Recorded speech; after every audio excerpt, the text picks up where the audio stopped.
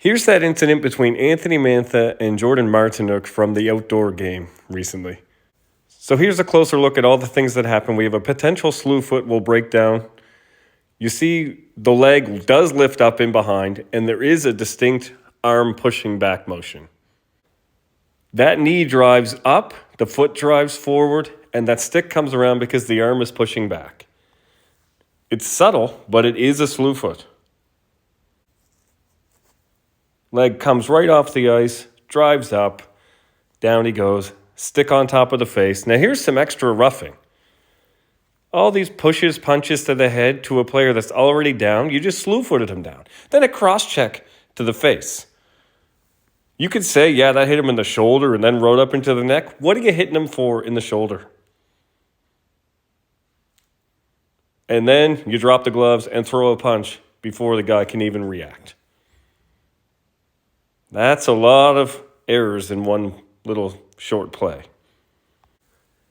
In the tough call universe, a slew foot is an automatic 6 games, goes in the 6 to 10 game suspension category. That one was kind of a milder one, but it is a slew foot, so that's 6 games right there. This would alone be a fine or possibly a short suspension on its own, this right here. Then you have a cross check to the head, which to me, again, is an automatic play that has nothing to do with hockey, automatically in my 6 to 10 game suspension category right there. And then being the aggressor of an altercation.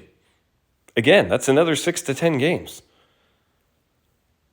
So you have 3 super long suspensions in this one play under the tough call system. So here's my 6 to 10 game suspension. Plays that have nothing to do with hockey. Major penalties, including slew footing, which we saw here. And, of course, cross-checking to the head, which we also saw there.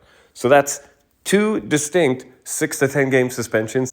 I give 6 for the slew foot because it was kind of a mild one, but still a slew foot. I'd give 6 for the cross-check because it did hit the shoulder and right up into the neck, but still it's a high cross-check that's needless. So that's another 6.